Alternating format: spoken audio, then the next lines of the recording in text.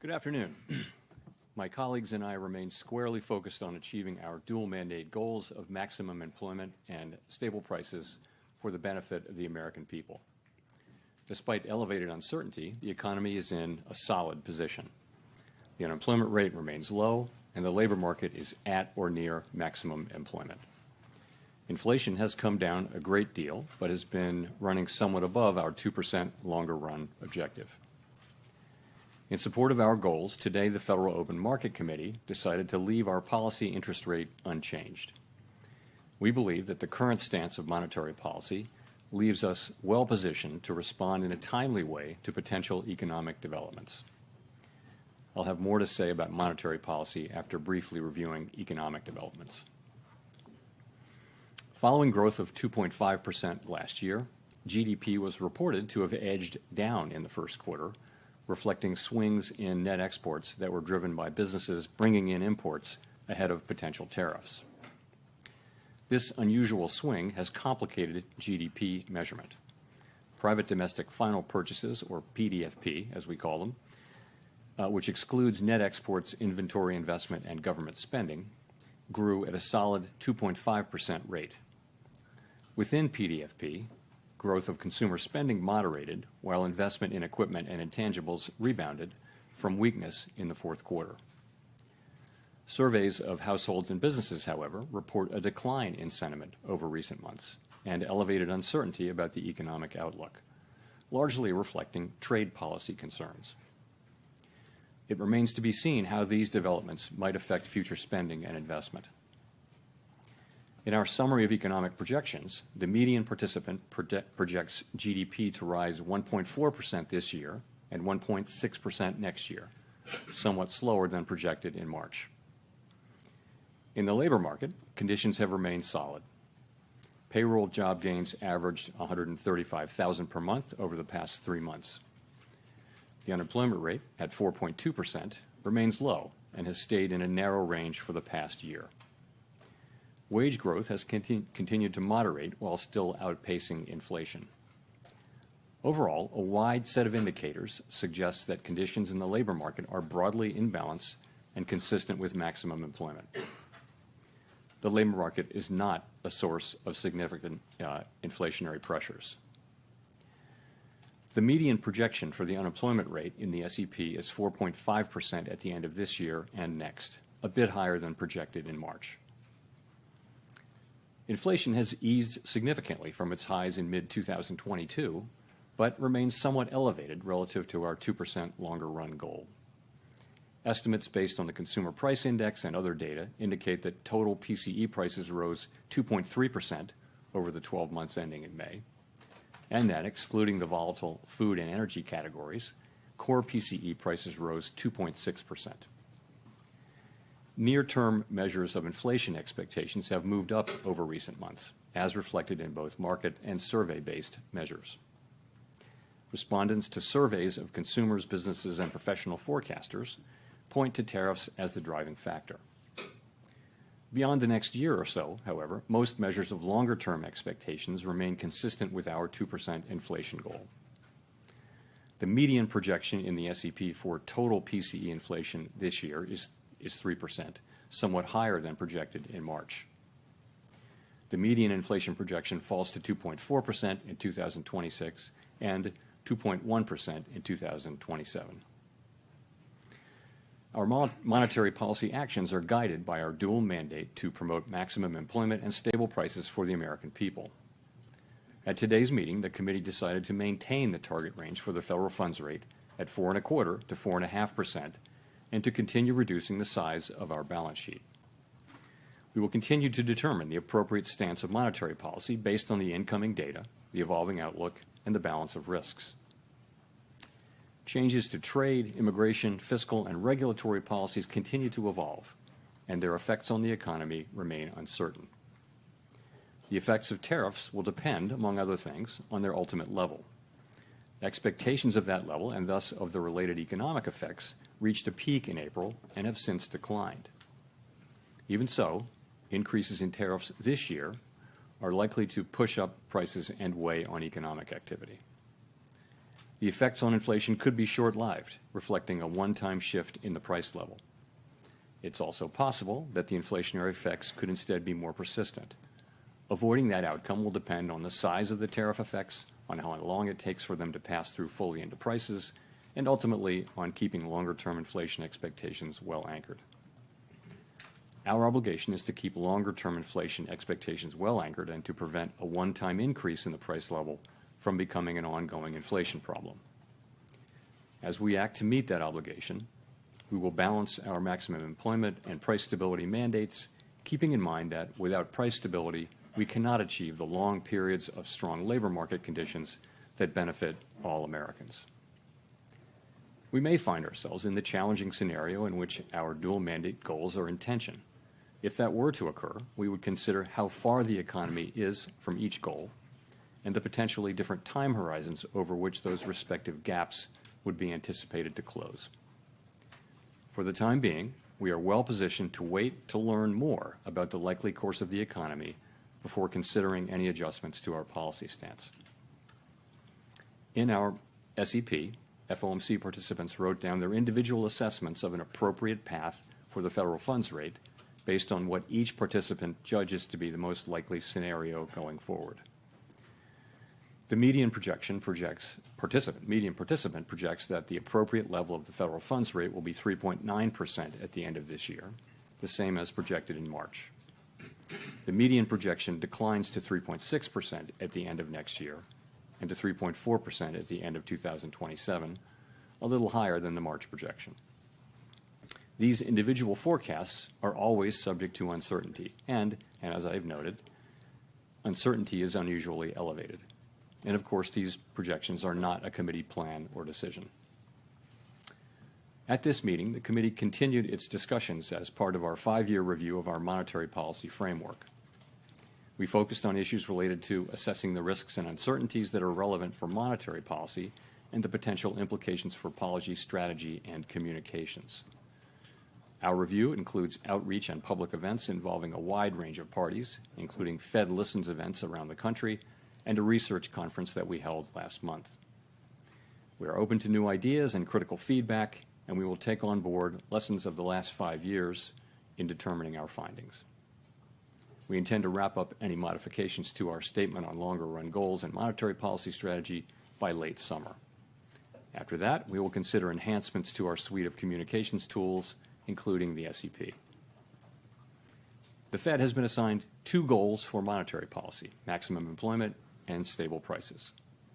We remain committed to supporting maximum employment, bringing inflation sustainably to our 2% goal, and keeping longer-term inflation expectations well anchored.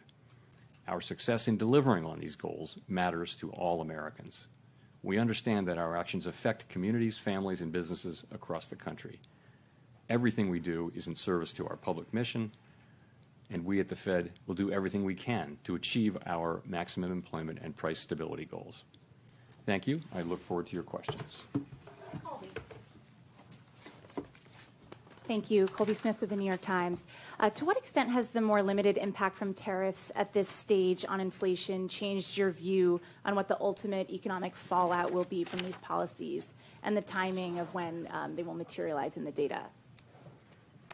So we've had 3 months of favorable inflation readings since the high readings of January and February, and that's, of course, highly welcome news.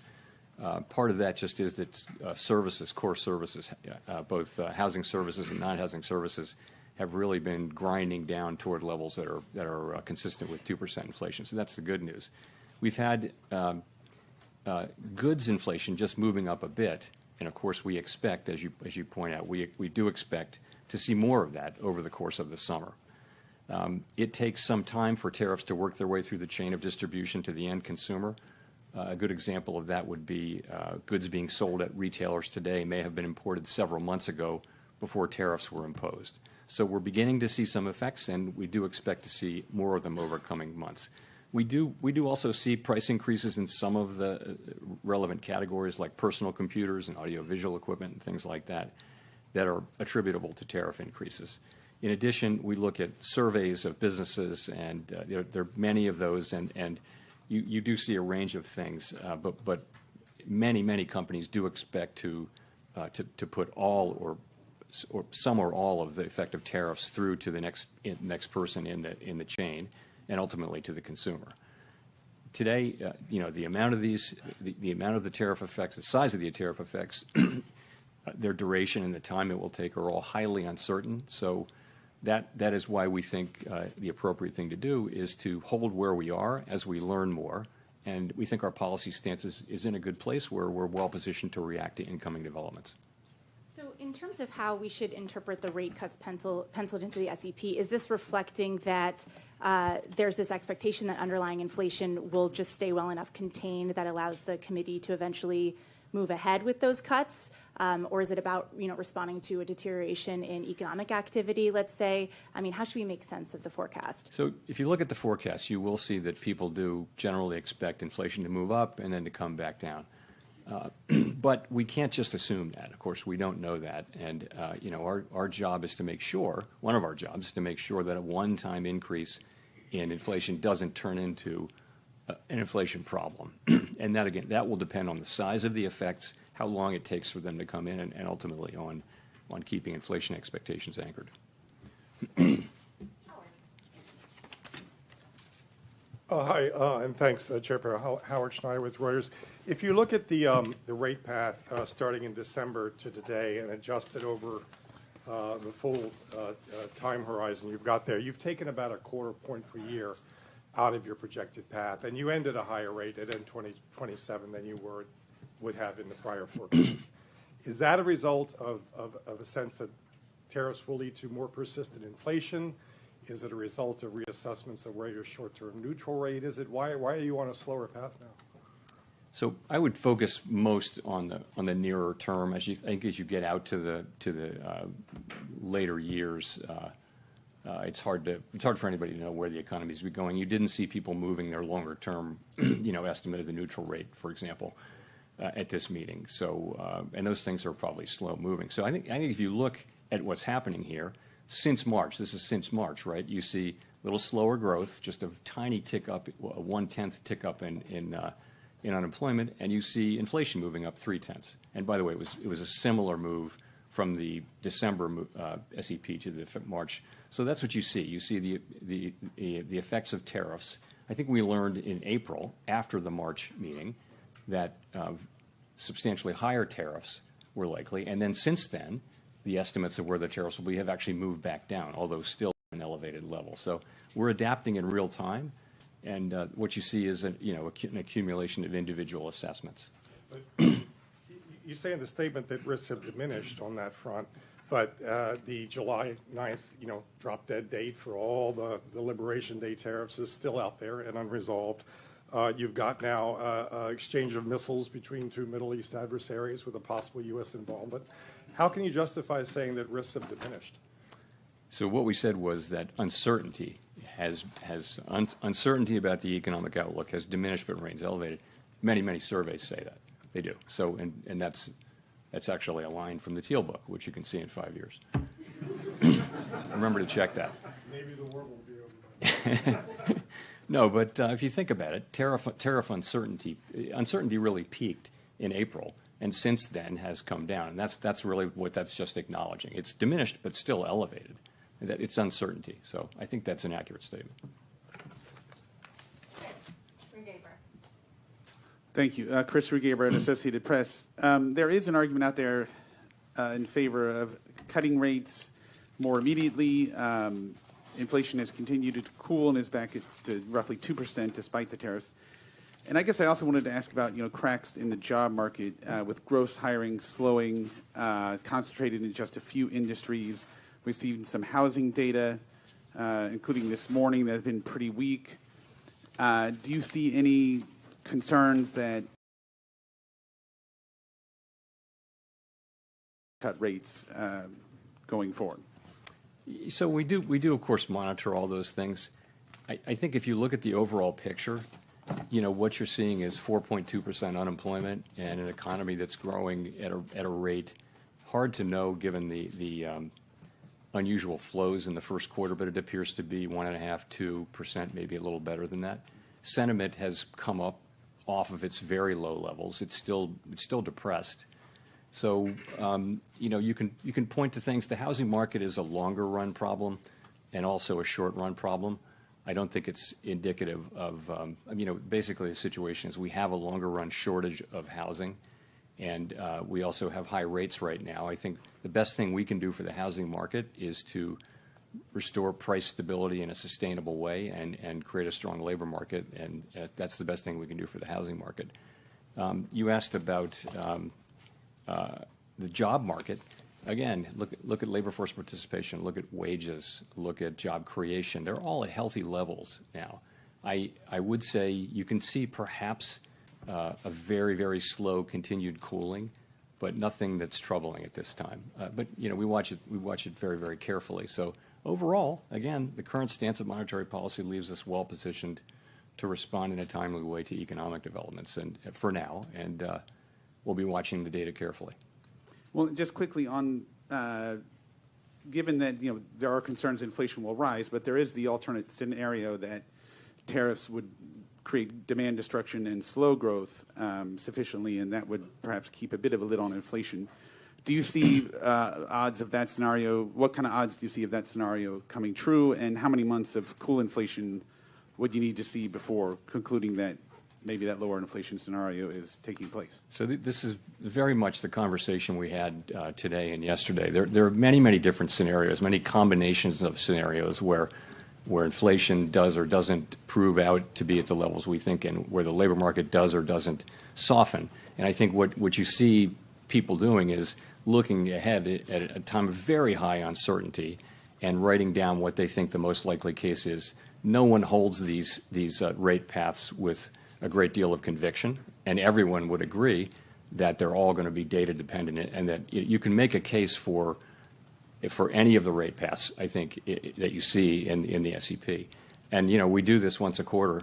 It's a hard thing to do particularly at this time, but it does reflect. If you see somebody writing down a rate path that involves cuts, that's them saying, yes, I think we will get to a place, more likely than not, where cuts will be appropriate. And it could be a joint probability of a number of possible outcomes.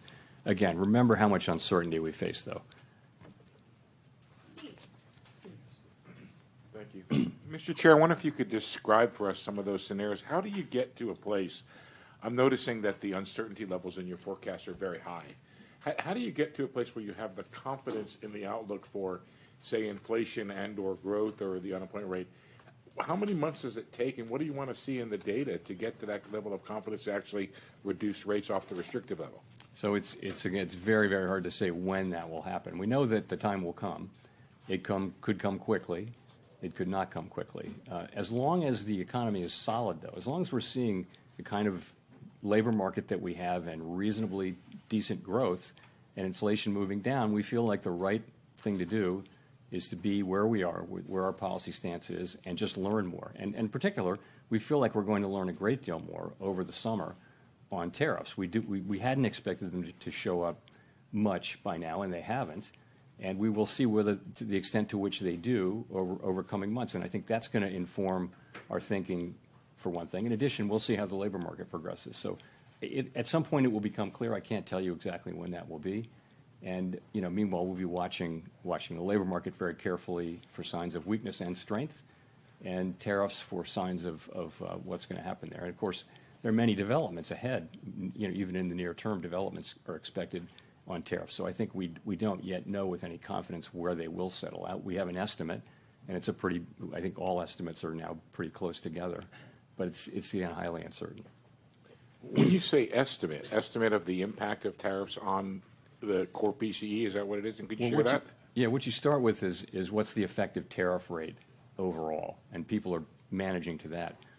But the pass-through of tariffs to consumer price inflation is a whole process that's very uncertain. As you know, there are many parties in that chain. There's the manufacturer, the exporter, the importer, the retailer, and the consumer. And each one of those is going to be trying not to be the one to pay for the tariff. But together, they will all pay for it together, or maybe one party will pay it all. But that process is very hard to predict. And we haven't been through a situation like this. And I think we have to be humble about ability to forecast it. So that's why we need to see some actual data to make better decisions. We'd like to get some more data. And again, in the meantime, we can do that because the economy remains in solid condition.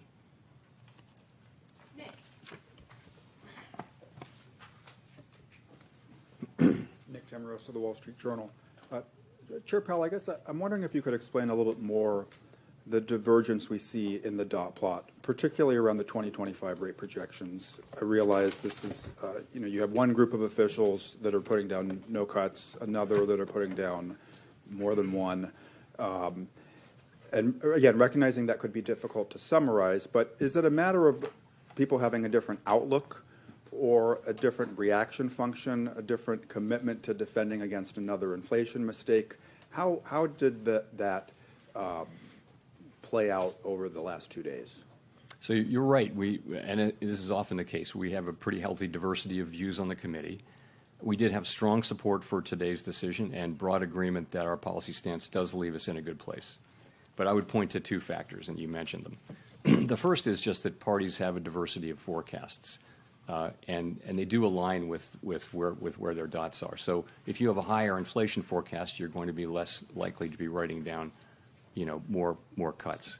But remember, as we see more data, we're going to learn more about where inflation is headed, and that means when it is time to look at resuming our normalization process, the differences you see should be smaller because we'll have seen actual data. Right now, it's just a forecast in a very foggy time. So that's the first part, is forecast. Secondly, people can look at the same data and they can evaluate the risks differently, as you know. And that includes, the risk of higher inflation, the risk that it'll be more persistent, the risk that the labor market will weaken. People are going to have different assessments of that risk. So you put that in there too.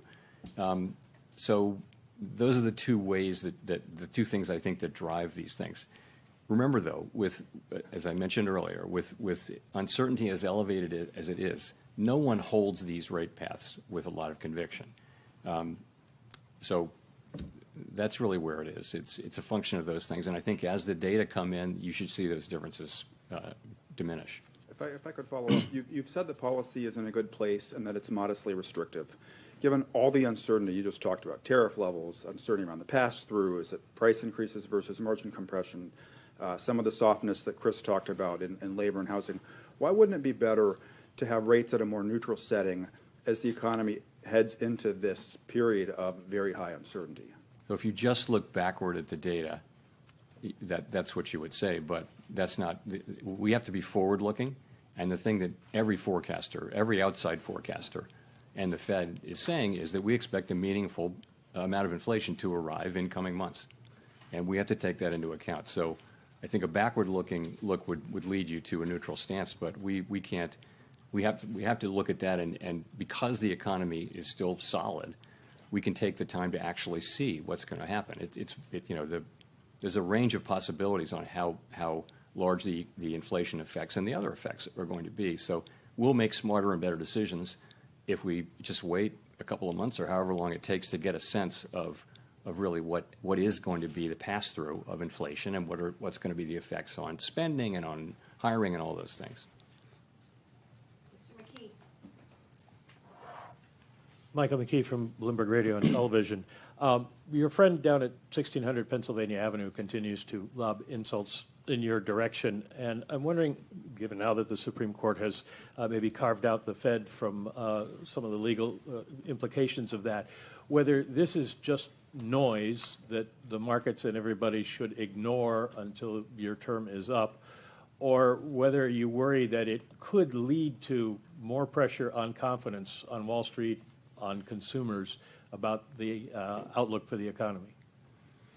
Look, from my standpoint, it's not complicated. What everyone on the FOMC wants is a good, solid American economy with a strong labor market and price stability. That's what we want. We think our policy is well positioned right now to deliver that and to be able to respond in a timely way as the data lead us around. The economy's been resilient, and part of that is our stance. And again, we think we're in a good place on that to respond to significant economic developments. That's what matters. That is what matters to us. Pretty much that's all that matters to us. I need to ask, assuming you are not reappointed, would you stay on as governor when your term as chair ends? I'm not thinking about that. I'm thinking about this. Andrew. Thanks, Mr. Chairman. I guess with workplace raids increasing, picking up significantly, what kind of effect would that have on the labor market Sorry, in the short with term? what picking up? Workplace raids. So you're asking immigration. Yeah. You know, I wouldn't want to speculate. One way to get at that from an economic standpoint, we of course don't comment on immigration policy. It's not ours to make or comment on. But what you see is an unemployment rate that has been really solid and at a low level, not really increasing. It's been in a good range and well within the range of mainstream estimates of maximum employment. And that means, like, part of that is that labor demand and labor supply are kind of moving down at the same rate. Labor demand is softening. You see that in job creation, but it's still kind of at a healthy level. And labor supply is diminishing because the immigration numbers that we see are much lower than they were. So those two factors, supply and demand, that's what has kept the unemployment rate in a reasonably stable place. Okay, thanks. The other thing I wanted to follow up on is if you could elaborate on the potential changes to the SEP that you suggested were part of the framework review, I think. So the framework review really has two tracks, right? The first track is our policy framework that is reflected in the consensus statement. And we've said that we would finish that and announce it by the end of the summer. So we're well along in that process. We've had the meetings that we need to have, and we're now going to be going into, into discussions about, specific changes to language. So that's the framework part of it. The second part of it is our communications tools and practices. Pardon me. And that part comes next. Okay, that's what we're going to do in the meetings this fall. Actually, what we did at this meeting, though, is we sort of prepared the ground for that. We had a meeting where we talked at a high level about a number of ideas. The SEP is part of it. Many other ideas. It's sort of how do we think our communications can be improved? There are a number of ideas. People offered a really it was a great conversation. Number of ideas, but we're going to look at those with staff briefing and a lot of thought in the fall. And I would say when it comes to changing communications, I would only support things really that only implement things that have very broad support. And also, you want to be really careful because I think our communications are pretty well received. They're not broken. So more is not necessarily better, but better is better. So we're going to be looking at ways to do things that will improve the clarity of what we do for the benefit of the public.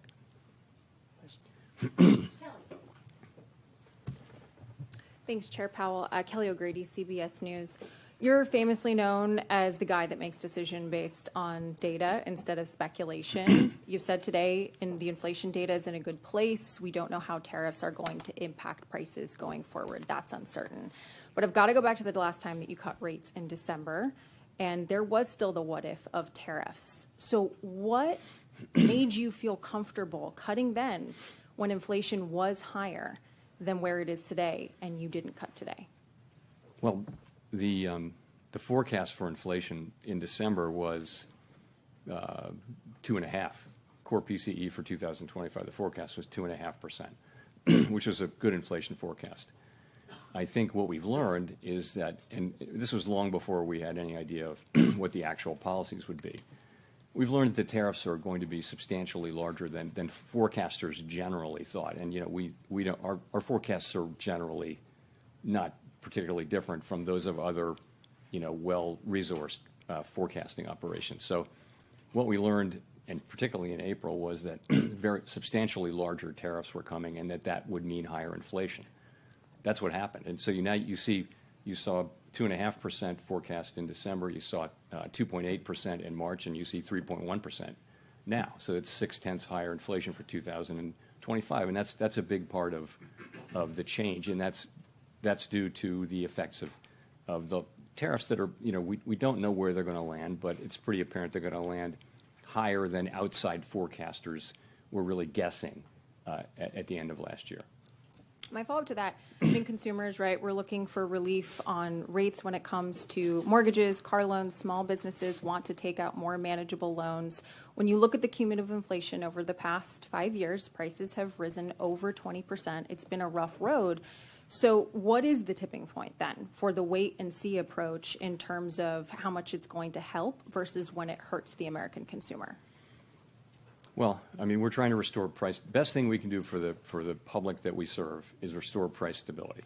If we can, and we will, restore price stability, meaning 2% inflation on a durable, sustainable basis, that, and also maximum employment. If we restore those things, that's the best thing, and that is our goal. The best thing we can do for the American people, for households and businesses, that is the ultimate thing that we can deliver.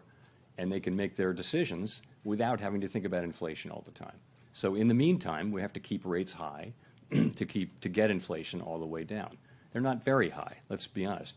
I would say policy is modestly or moderately, probably modestly now restrictive. If you look at the economy, it's not performing as though it were performing under very strict monetary policy, very restrictive monetary policy.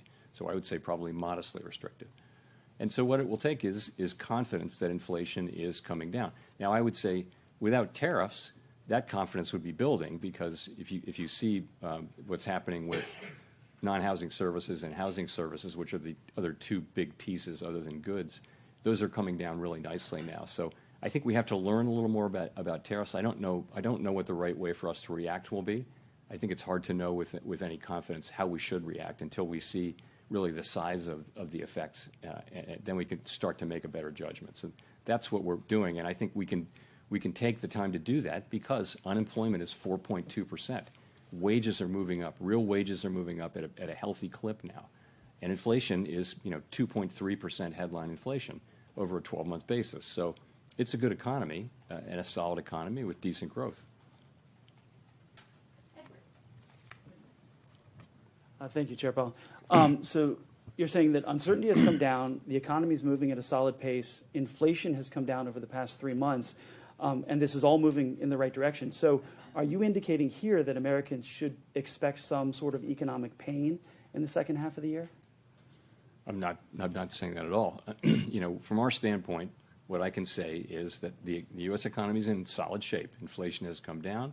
The unemployment rate remains at 4.2%. As I mentioned, real wages are moving up. It's a good job creation is at a healthy level. Unemployment, again, as I said, low. Labor force participation in a good place. So, and what we're waiting for to reduce rates is to understand what will happen with really the tariff inflation. And there's a lot of uncertainty about that. Every forecaster you can name who is a professional forecaster with adequate resources and forecasts for a living is forecasting a pretty significant. Everyone that I know is forecasting a meaningful increase in inflation in coming months from tariffs, because someone has to pay for the tariffs, and it will be someone in that chain that I mentioned between the manufacturer, the exporter, the importer, the retailer, ultimately somebody putting it into a good of some kind, or just the consumer buying it. And all through that chain, people will be trying not to be the ones who pick up the cost, but ultimately the cost of the tariff has to be paid, and some of it will fall on the end consumer. We know that because that's what businesses say. That's what the data say from past. So we know that's coming, and we just want to see a little bit of that before we make judgments prematurely. And follow up on that. So you spent years though talking about how you're data dependent, and be a little more direct on this. Now you're making decisions looking forward. Doesn't the data you're seeing today indicate there should be a rate cut? No, I mean, your monetary policy has to be forward-looking. That is elementary. You've got to be looking. I always talk about the incoming data, the evolving outlook, and the balance of risks. That we say that over and over and over again, right? So it's always forward-looking. If at the very beginning of the pandemic, we cut rates to zero immediately. Nothing had happened. We just knew that it was going to be really bad, right? So we took very aggressive forward-looking because we knew things were going to be unusually difficult. So, of course, this is something we sort of know is coming. We just don't know the size of it. And again, the economy seems to be in solid shape. So the labor market's not crying out for a rate cut. Businesses, were in a bit of shock after April 2, but you see business sentiment, you talk to business people now, there's a very different feeling now that people are working their way through this, and they understand how they're going to go, and it feels much more positive and constructive than it did 3 months ago, let's say. So, again, we think that our current stance of monetary policy is in a good place.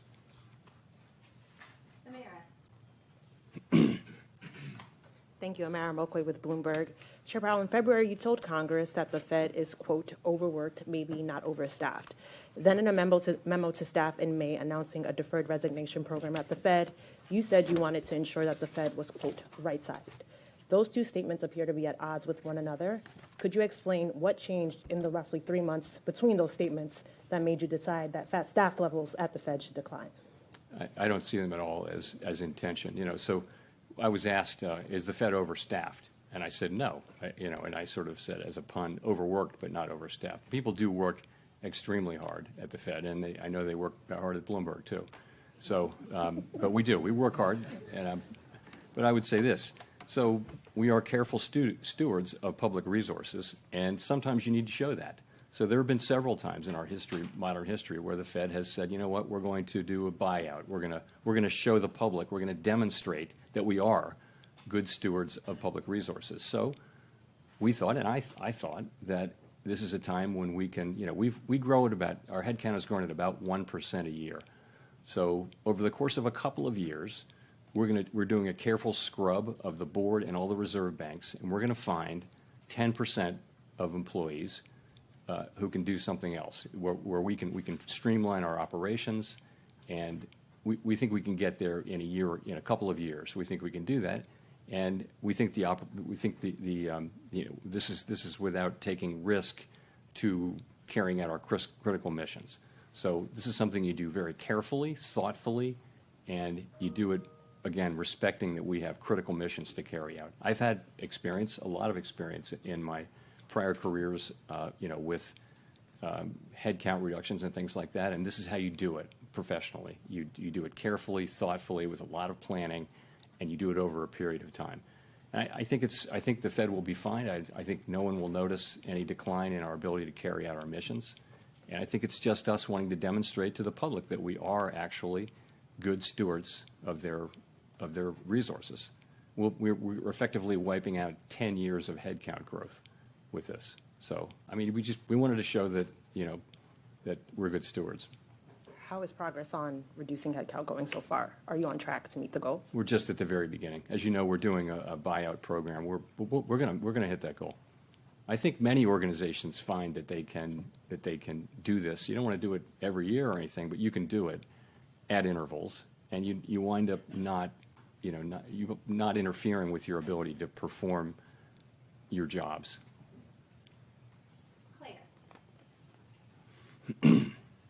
Chair Powell, Claire Jones from the Financial Times. As you're no doubt aware, the Senate Finance Committee has tabled its version of the reconciliation bill this week, and I was wondering if you could tell me a little bit about the tenor of the debate at the FOMC over the past few days on fiscal policy and the degree to which that influenced people's projections for 2026 and beyond. Thank you. Yeah, so we don't sit around and debate or really discuss. We take fiscal policy as fully exogenous, and so we actually really didn't talk about the bill or the contents of it. It's still evolving. When it gets closer, remember also we have a very, very large economy, and that the effects will be at the margin, I expect that they may already be in, but they will be in by the next meeting. We'll make an estimate, but it's not a major thing. It's nothing that we discuss. It may have been mentioned a couple of times, but as something that's coming in. But I think the outcome is, we don't know the outcome yet there, so hard to be real specific. Neil. Thanks, Chair Powell. Neil Irwin with Axios. There have been some cutbacks in economic statistics collection in the last few weeks, worries that long-running problems around funding and response rates may be getting worse. How much is this concern on your radar? How much confidence do you have that the gauges you're watching to assess the economy are reliable right now? Two things. One, the data we get right now, we can do our jobs. I'm not concerned that we can't do our jobs. That's not the point. The point really is that we are starting to see, layoffs and important gatherers of data are saying that they're having to cut back on the size of their surveys. That's going to lead to more volatility in the surveys. I think we should take a step back and, from our standpoint, and I think the standpoint of businesses and governments and everyone, having really good data on the state of the economy at any given time is a huge public good. It helps, it not just doesn't help the Fed, it helps the government, it helps Congress, it helps the executive branch. More importantly, really, it helps businesses. They need to know what's going on in the economy. The United States has been a leader for many, many years in this whole project of measuring and understanding what's happening in our very large and dynamic economy.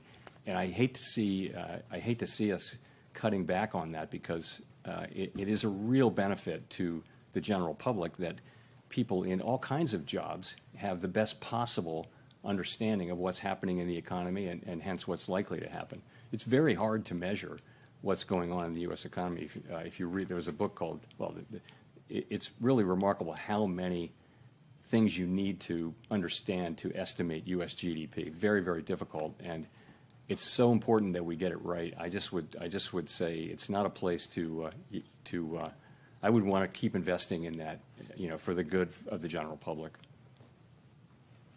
Victoria.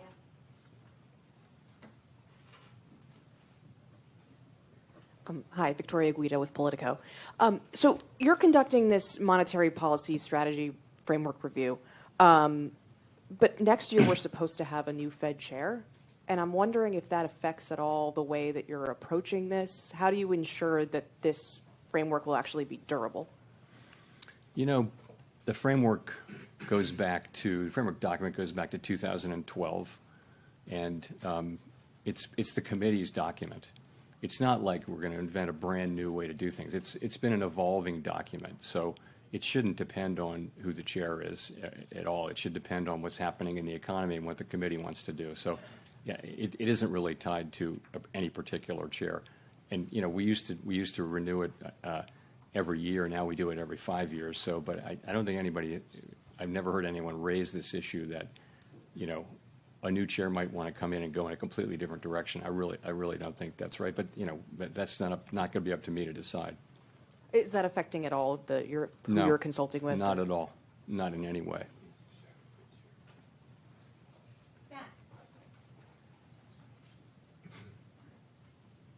Thank you. Chair Powell, Matt Egan from CNN. Relatively low gas prices this year have helped drive down inflation in recent reports, but that trend is starting to reverse given the crisis in the Middle East. How are you thinking about how the Israel-Iran conflict will impact the economy, especially inflation? And what lessons were learned during the 2022 period when another conflict, the Russia-Ukraine war, sent oil and gas prices skyrocketing? So, of course, we're watching, like everybody else is, what's going on. I really don't have any comment on that. Possible that we'll see higher energy prices. What's tended to happen is when there's turmoil in the Middle East, you may see a spike in energy prices, but tends to come down. Those things don't generally tend to have lasting effects on inflation, although, of course, in the 1970s, they famously did, because you had a series of very, very large shocks. But we haven't seen anything like that now. The U.S. economy is far less dependent on foreign oil than it was back in the 1970s. So, but there. A quick follow-up. I've just got to ask you about artificial intelligence. Some technology executives have recently been warning that AI could wipe out a large chunk of entry-level jobs and significantly increase the unemployment rate. I'm wondering how concerned you are, if at all, about the threat that AI poses to employment. So this is the question. The question really is, will AI be more augmenting labor or replacing labor? And I wouldn't, we all see those announcements, including one today. I wouldn't, overread a couple of data points, because, AI should be creating jobs at the same time. It may be replacing, maybe doing both. Anyone who's done any work with AI will have been a little bit stunned at how capable it is. And it's just a different thing. So I think this is something that certainly has transformational potential. And probably we're in the very early stages of it. You know, they say what you're seeing now compared to what you'll see in 2 years is going to be very different and even more effective. So I think it's really hard to know. That, you know, of course, there are optimists who feel like it's going to make everybody much more productive. And there are those who think it's going to replace an awful lot of jobs right across the income spectrum, you know, white collar, blue collar, and everything. So I just don't know. We don't have a house view on that, but this is going to be a very important question for some time. Greg.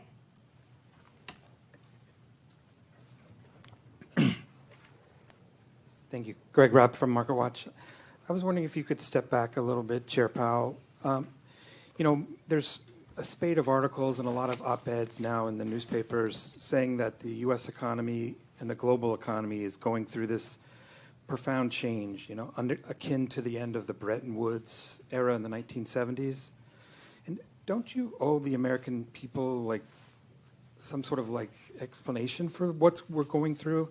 I mean, I noticed earlier this month when you talked about Bretton Woods a little bit, and you said that Bretton Woods, the Fed staff had to like change how the dollar movements of the dollar was impacting the economy.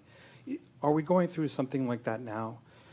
That, you know, are you having to change how you do monetary policy? Is it that fundamental a change underway? Thanks. It's certainly a time of real change. You know, from a geopolitical standpoint, from a trade standpoint. From an immigration standpoint, you see this not just here but everywhere. So there's quite a lot going on.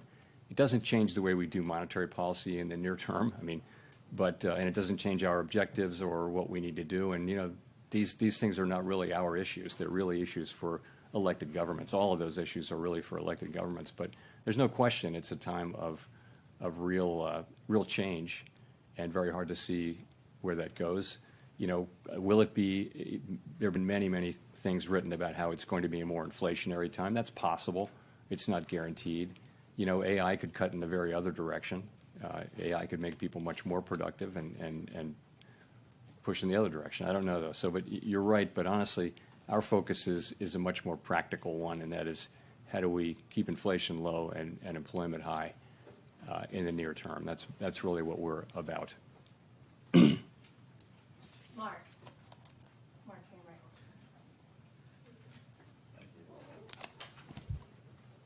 Hello, Chairman Powell. Mark Hamrick with Bankrate. What is the view about the growing amount of slack in the job market, including the softening in payrolls, the forecast of a modest rise in the unemployment rate, and the ability of workers to demand wage hikes or not in this environment where you have inflation surging?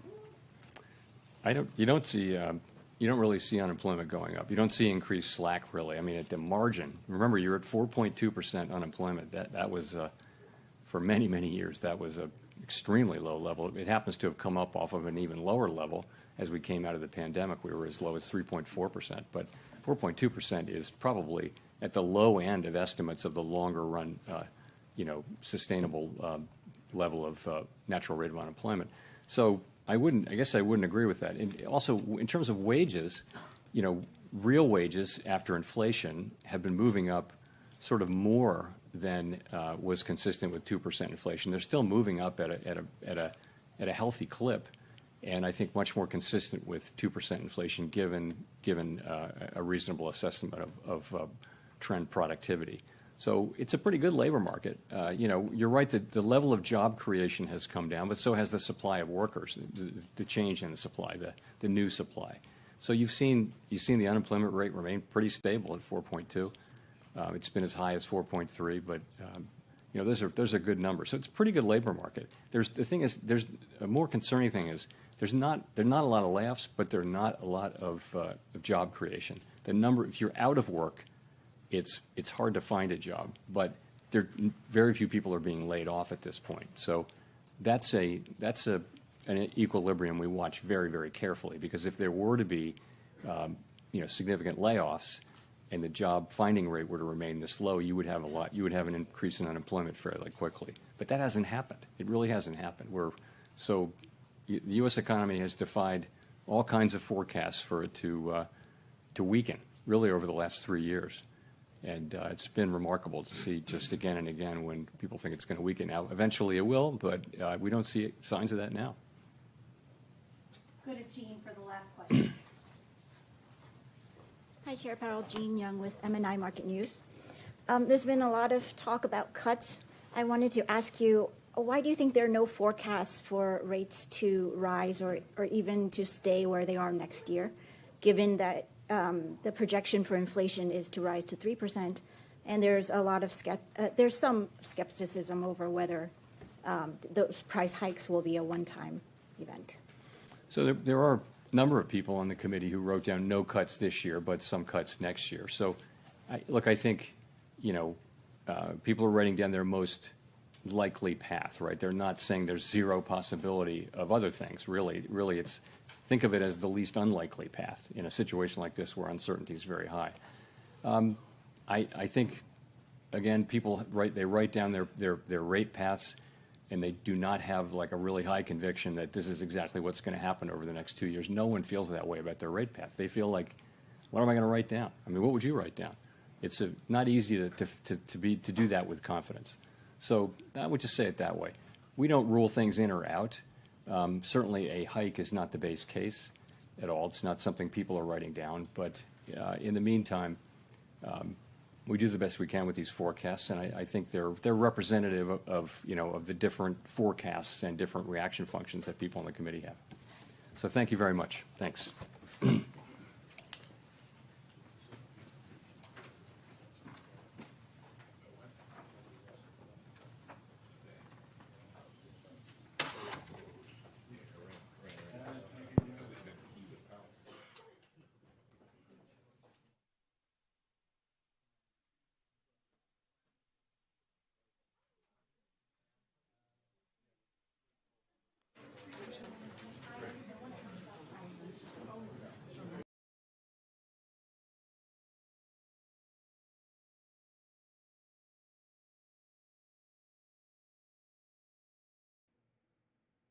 All right, mic check.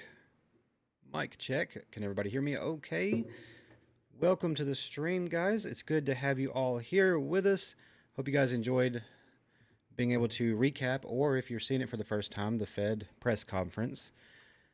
Jerome Powell going over all the juicy interest rate and inflation details. I do have a little presentation prepared here just to go over the key talking points and highlights of the Fed meeting. So we'll do that very quickly, and then we will jump into the price action here and see how the market is reacting to the Fed interest rate decision. All right, let's get right to it.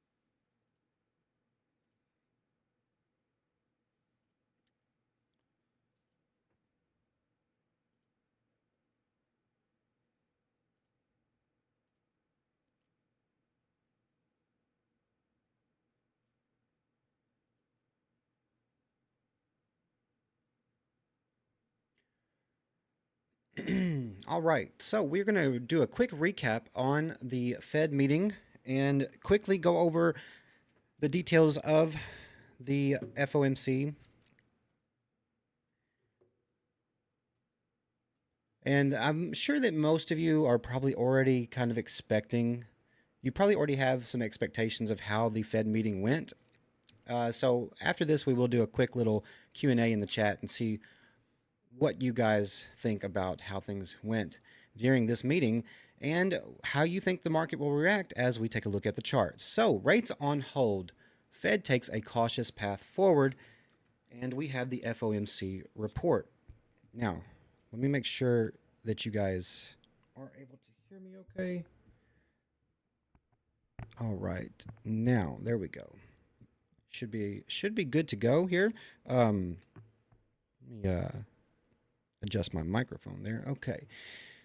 All right. We have our interest rate decision, June 2025, economic projections from Jerome Powell. And we threw this together pretty quickly just so that we could give you guys a quick recap on what happened.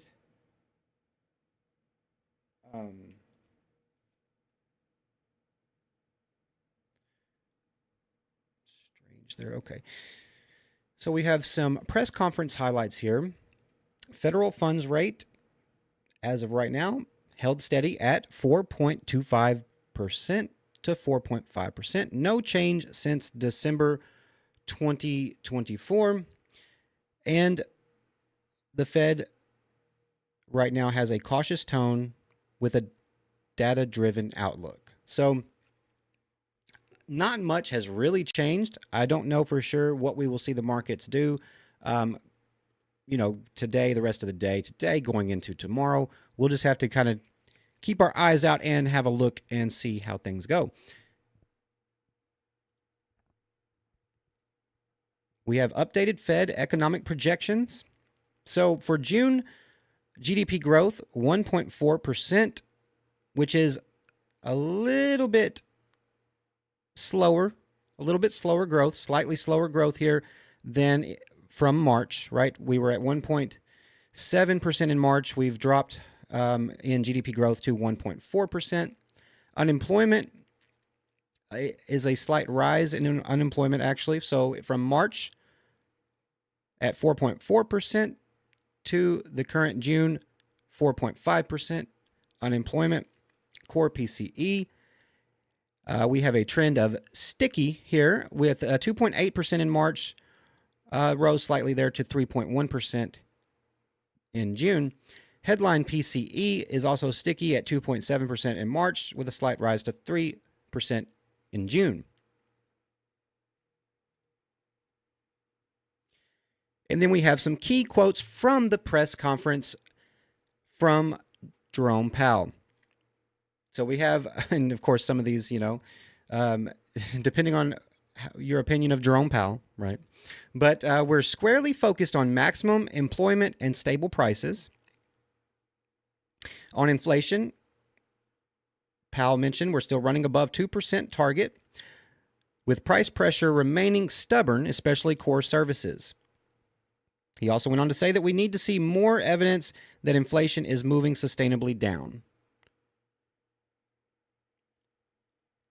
So as of right now, our interest rates are holding steady. So no big development yet, right? Now we also have the trade and tariff watch. We have Powell flagged tariff-related risk. So we do have some tariff-related risk that Powell has mentioned during the press conference. New tariffs from China and Mexico could pressure prices. Fed will monitor if impacts are temporary or persistent. Timing and magnitude of price pass-through remains uncertain. Inflation expectations must stay anchored. And so these are all, again, these are key takeaways and keynotes from the press conference.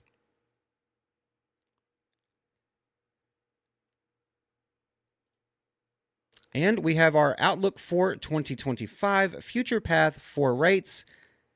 2 cuts are still penciled in, but the timing is flexible based on inflation and labor data. Fed is on pause mode until clear progress is seen. And Powell went on to say that we're waiting to learn more. Of course. Fed independence versus politics. So despite calls from political figures The Fed is not rushing to cut rates. Powell reaffirmed independence from political pressure, and he went on to mention that our decisions are guided solely by our mandate. And he went on to also say that basically they are still focused mostly on the consumer. And we have our conclusion of what you need to know, the key takeaways from today's interest rate decision and today's Fed meeting. Rates are unchanged as of now at 4.25% to 4.5%. Growth forecast is trimmed. Inflation still too high for comfort. Fed still sees 2 cuts this year, but no hurry. Tariffs now a big wild card. And most importantly, the Fed wants more data before moving forward. So no rate cuts as of right now, guys. No interest rate cuts as of now.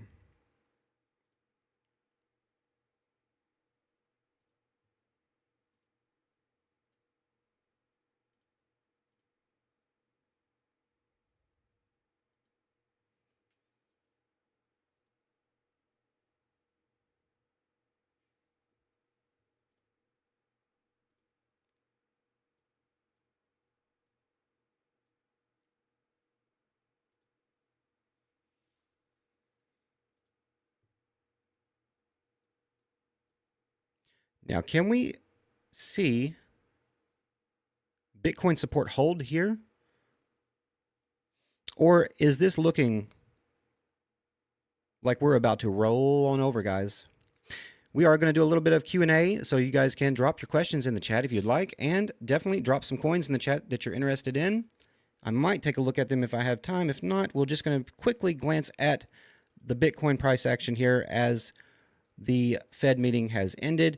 We're going to go ahead and just take a look and see how things feel. We're going to feel it out. We're going to feel the market out here.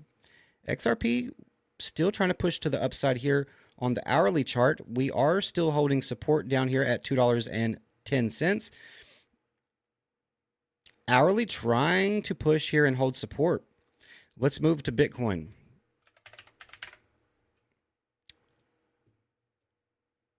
Do want to take a look here. We do have Bitcoin on the hourly. And let's see what we're going to do here in the short term as interest rates are still not budging. So we do have sort of this on the hourly. We have sort of this possibly little W double bottom action trying to play out. If this support holds, we have that 103 right here on this wick, 103.3 right there, 103.3K. And it does look, we even put in slightly higher low there on the hourly actually. Now, we crossed on the MACD here.